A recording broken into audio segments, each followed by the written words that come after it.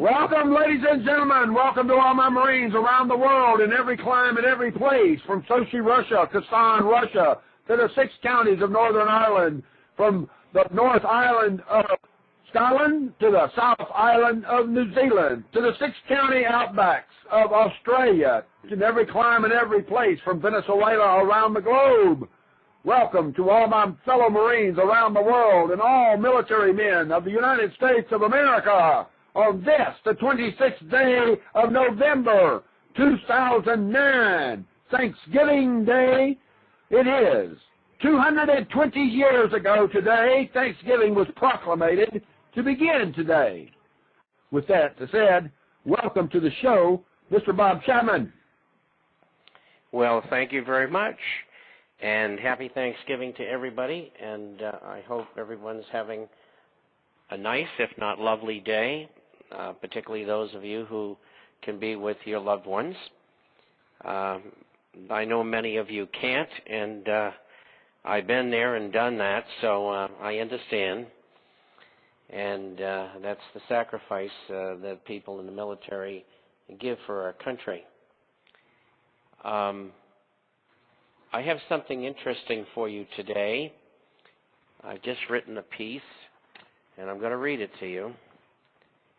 And it'll take me a couple of minutes, and I think you'll find it very informative.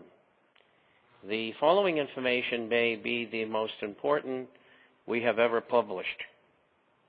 One of our intel sources, highly placed in banking circles, tells us that on the 1st of January, all banks that have received TARP funds have been informed by the Federal Reserve that they must further restrict any commercial lending. Loans have to be 75% collateralized, 50% of which has to be in cash, which is a compensating balance. The Fed has to do one of two things. They either have to pull $1.5 trillion out of the system by June, which would collapse the economy, or face hyperinflation. This is why the Fed has instructed banks to inform them when and how much of the TARP funds they can return. At best, they can expect $300 to $400 billion, plus the $200 billion the Fed already has in hand. We believe the Fed will opt for letting the system go into hyperinflation. All signs tell us they cannot risk allowing the undertow of deflation to take over the economy. The system cannot stand such a withdrawal of funds. They also must depend on assistance from Congress in supplying a second stimulus plan that would probably be $400 to $800 billion. A lack of such funding would send the economy and the stock market into a tailspin. Even with such funding, the economy cannot expect any growth to speak of, and at best a sideways movement for perhaps a year. We have been told that the FDIC is not only $8.2 billion in the hole, but they have secretly borrowed an additional $80 billion from the Treasury. We have also been told that the FDIC is lying about the banks in trouble. The number of imminent danger are not 552, but a massive 2,035. The cost of bailing these banks out would be $800 billion to $1 trillion.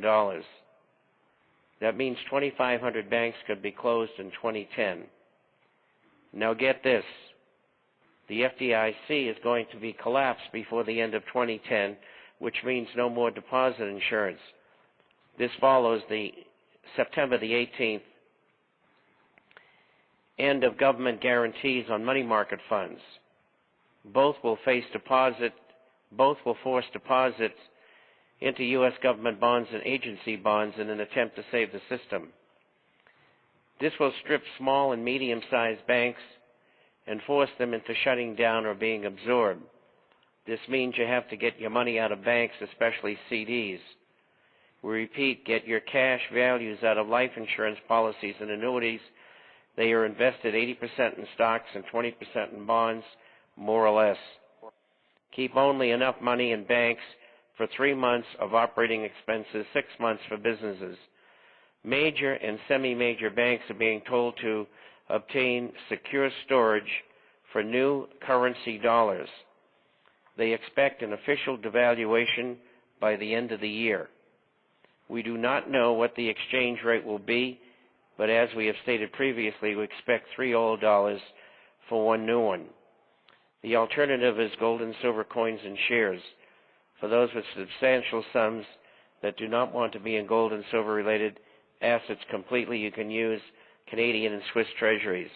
If you need brokers for these investments, we can supply them. The Fed also expects a meltdown in the bond market, especially in municipals. Public services will be cut drastically, leading to increased crime and social problems, not to mention the psychological trauma that our country will experience.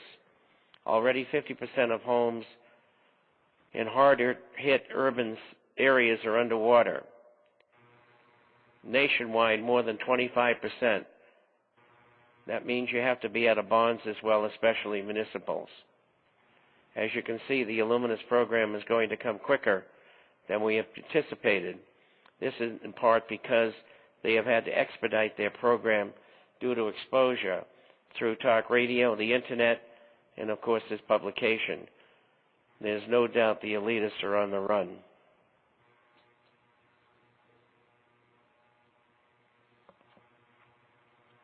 You still with us, Bob? I am. Could you hear all that? Yes, sir. Heard every word of it. I mean to tell you, you're talking about some dynamite information.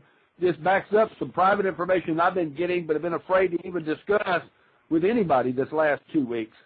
Obviously, the word is now getting out to those in the financial world about the coming banks stopping the lending situation. I happen to have a personal friend who owns a small bank here in Arkansas, and he has. And when I say he owns, he's just one of the major shareholders, and he's been telling me this for about 2 weeks. He actually came down. I haven't visited with him in almost 2 years, and he came down and took me out for breakfast one morning, sat in my driveway waiting for me to finish my news and views 2 weeks ago yesterday, and quite surprised that he did so because he is in his early 70s, and basically he's like you. He's not retired. He still owns his construction company, and he still owns 22% of this national bank here in Arkansas. He took me out to dinner and breakfast, and I gave him your phone number to call you, but he basically wanted to know how the Freedom Informational Network felt about the exploits of Obama and this massive fraud with the banking system here in the United States, because he had just been given, or his bank had just been given, the word through the board of directors that they were not going to be able to loan money and to do away with large amounts of their municipal bonds by the middle of next year. He didn't give me a date. You just came forth with June. That's about the middle of the next year. So, Mr. Chapman, I can collaborate much of what you just said, personally. Well, I'll tell you, this is the second excellent piece of information he's given me in the last 4 months. And the program by the elitists is being expedited, and the reason why is that the public is catching on so fast, and that's, of course, because of programs like this and other talk radio programs, and also the IF and a few other publications. One of the interesting things here, Drew, are you aware of TalkStream Live? Yes, sir. Well, I was on 2 very little-known programs. One of them has been around for some years, but the other one's brand new.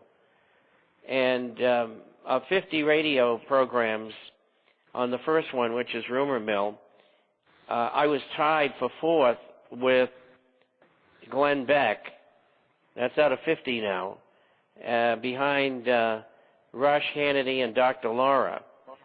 On Friday night, which was Wednesday night, which was last night,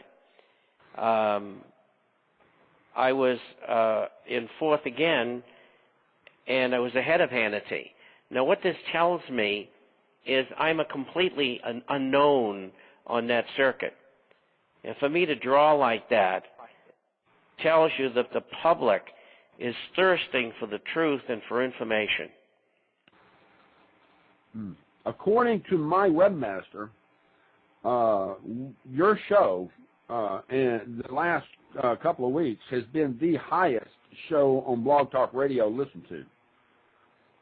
And really? My numbers through her website, Megan has 2 websites under her Freedom Informational Network for Australia and 2 websites for me. My one website for news and views and the promotion of my radio show, and one website for my electrical engineering